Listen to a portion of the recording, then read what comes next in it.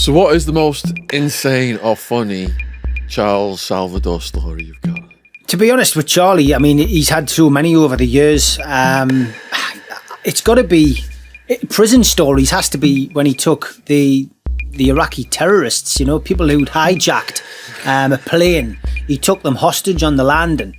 And, you know, essentially this was Charlie in his heyday. You know, he would cause riots. He would get onto the roof of, you know, Broadmoor. He hurled the tiles off, caused £1 million worth of damage, and you know that was his stamp. He was known for kicking off with the authorities, you know, smashing out at prison officers, hitting governors, and basically just, you know, breaking the rules. And that's why he became, you know, a victim of the prison system.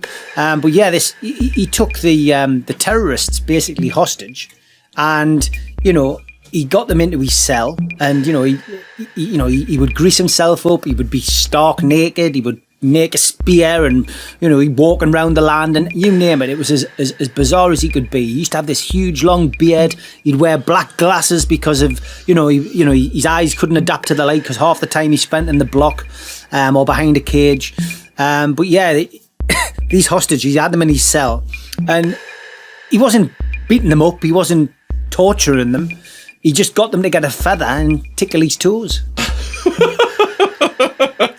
And I think that for me, just in a nutshell, and I've talked to him about this on the phone, that story as a whole just sums up the madness, you know, that he went through. That it was a period in his life where he was out of control, and he knows he was. He thought he was doing the right thing, fighting the system, and with hindsight now, he looks at it, and although he knows he created Bronson in the prison system, and Bronson took him on that journey. You know, Bronson's died now. Bronson's dead. It's consigned to the bin. As, you know, to him, Michael Peterson, which was his christened name, is consigned to the bin. He's Charles Salvador now. He's the born-again artist. He's recreated himself. He's reinvented himself behind bars, and he's done a hell of a lot of good. And his artwork is something which goes for anything up to £1,500 for an original. He's got an art gallery. A lot of his work, you know, it basically goes for charity. He's turned his life around. I just hope that he gets the opportunity to come out and spend some time doing what he wants to do. He wants to retire to the country. He just wants to essentially come out and you know, be an artist. He's going to have the madness. There's no doubt about it. He's going to gets that opportunity to come out from behind bars because he's not a murderer, because he's not a rapist, because he's not a multi-million-pound robber. He's only really famous for what he did inside.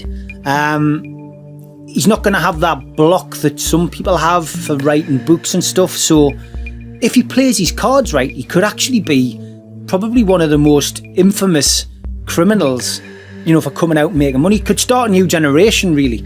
A lot of people are coming on podcasts and doing stuff. He'll be the most sought after guest on a podcast. Wild man, his last year in prison, I sent him books on two famous London faces, Charles Bronson and Courtney. And it's a shame Peter would have loved to have interviewed Charles Bronson. I've interviewed him myself, really. I interviewed him 20 years ago, you know, because we spoke on the phone in those very early days. And I did, when we spoke, you know, recorded that interview, but I've never ever put it out there. I've never put it out on a broadcast, and it was pretty in depth about the people he was surrounded by, the people who he'd met, and about some of the stuff that he'd done. I've never ever put that out there. I could have put it onto YouTube. I could have released it. I could have given it to documentary makers, but because I've got respect for Charlie, I've never done that. And it was a private thing between you two guys. It wasn't something that you wanted to go online. No, online was never an option in those days. Yeah. YouTube didn't exist. It was just something which we kept for a rainy day. That rainy day has never come, and we've never felt the need to do it. But it's there for posterity.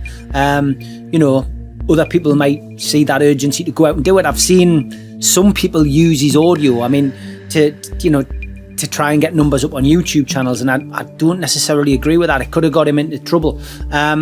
If somebody leaves a message on your answering machine, it's only common courtesy to ask if you can use it it's happened a couple of times where people have said, oh, I've sent a message to them from Charlie. They've left a message on my answering machine. Can you pass that on to him? And I've done it, and they've then got in touch and said, can I put that out on YouTube? Can I use it because I'm trying to boost my numbers? Yeah, no problem. But there is some other people who've used similar footage, and it's been used to boost numbers, and that could end up with him losing his phone rights, etc. And it's not something which I would like to do, but as I say, from my perspective, that was 20 odd years ago, so to do an interview with him now would be completely different. He's a different character, but that's a piece of history that I've got with Charlie, and yeah, it's unique. But would it hurt him in any way if you put that interview online now? Yeah, it would do. Yeah, okay, gotcha. I personally wouldn't want to do that, Sean, because it was an interview between him and I, and I think he'll be able to use that, because I think when he comes out, I think he'll be advised. I'll happily advise him. I know, other people will, but I'd happily advise him on who to speak to. I speak about you, with him all the time. I've told him what you do, and often the podcasts and guests that you've had, he knows them. There are ways prisoners can watch podcasts. He knows Yami really well. We best let go of that. Yami was one of those people though who asked if he could put, like, he left an answering machine message for him, and I passed it on to Yami, and Yami said, could I, because I want to pay my respects to him. I said, yeah, of course, do it. And he went off and put it on, and he got some great hits and a few numbers, and people sent loads of love and respect for Charlie. That's not breaking the prison regulations. It's a message. It's a message that he's left on an answering machine, and that's it. And if people choose to put that online, that's their choice. If it's an interview, you can't do that. He's in prison. He shouldn't be doing that. You know what I mean? But he's never done that in recent times. He's got phone privileges now. He's got a phone in his cell, and all he uses that for is to contact people on the outside world and have a chat with them. Whether it's his son or whatever. Whether it's Irene, his ex-missus, who he's still in touch with. Whether it's me, Richard Booth, who's done the Broadmarsh book. It's just it's great that he's got that opportunity to use some of his canteen money, his wages, if you like, his £5 a week to spend on that, and he loves the contact with the outside world, and it's not always business. As I said, a lot of it's football, a lot of it's to have a laugh, a lot of it's to talk about what's watched on TV. He loves me to describe where I am, so a lot of the time during the pandemic, I've been out for a walk. Where are you, Steve? What are you doing? Well, I'm walking along the quayside. What can you see? Oh, well, I can see I can see the River Tyne. I can see there's a couple of swans. Oh, what are they doing? What's the swans doing? Well, they're sitting there. They're cleaning themselves. Oh, what else? Is there anybody else around? Yeah, well, who's there? Oh, well, I'm with my mate Dave. Oh, put us on loudspeaker. Dave, how are you? And then he'll have a chat with Dave, and you can see in his cell, he's visualising everything that I'm telling him. If I'm having dinner, it's great. Are you sitting on your black chair, Steve? Are you in your living room? What are you having? It's Saturday, it's Sunday. Is it your Sunday dinner? Are you having chicken? What are you having with it? Are you having mashed potato, gravy? Oh, and it's just the description of it. He's picturing it all, because he's been denied that opportunity for so long. But you know what? At the moment, he's in a happy place. For being in prison, he's got a TV, he's got a kettle in his cell now. That's how trusted he is. He makes his own coffee. He loves his canteen. He still loves getting his pork pies. He loves apple pies.